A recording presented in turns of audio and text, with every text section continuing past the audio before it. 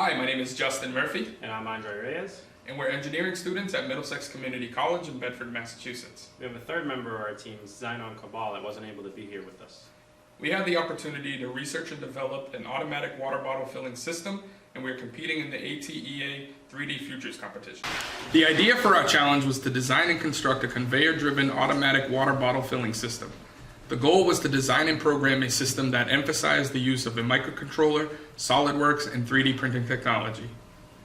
Our design started as hand sketches on a whiteboard, and from there we went to SolidWorks to create a proof of concept design.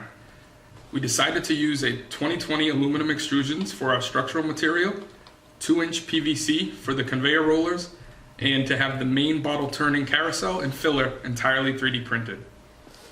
When assembling the structure, one of the main challenges we had to overcome was to design a coupler that linked the motor shaft with the rod of the roller.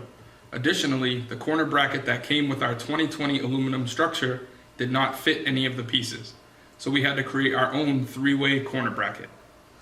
Other mechanical challenges that we faced were obstacles such as alignment of the conveyor belts, printing a large carousel system that was well outside the dimensional constraints of our 3D printers, and including a mechanism that guided the full bottles out of the carousel once filled.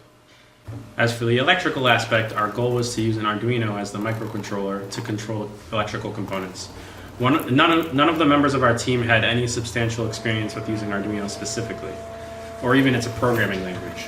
So it was necessary to learn the coding language and circuitry simultaneously with all of the mechanical assembly. The main components included a solenoid valve, IR sensors, stepper motors, and a weight sensor. One Arduino was programmed to control the carousel stepper motor, IR sensors, and solenoid, while the two conveyor belts were controlled by stepper motors, each with their own Arduino. An issue we came across while programming the Arduino was the unlimited ability to execute multiple commands at the same time. This caused issues with the motors and sensors working together, so the components were configured in a way that each Arduino would handle a specific function in the system. The weight sensor was utilized to detect if the bottle was in the correct position under the spout, which was controlled by the solenoid valve. After filling, the carousel re-engaged and ejected the bottle onto the exit conveyor. And now this is a video of the completed conveyor project. As the conveyor begins, the motor drives the bottle through the conveyor belt over the rollers till it reaches the IR sensors. The sensors activate the carousel, which then lands on the weight sensor, which activates the water faucet. The carousel continues to spin, and then the IR sensor tells the carousel to take the next bottle as the other bottle and exits the system.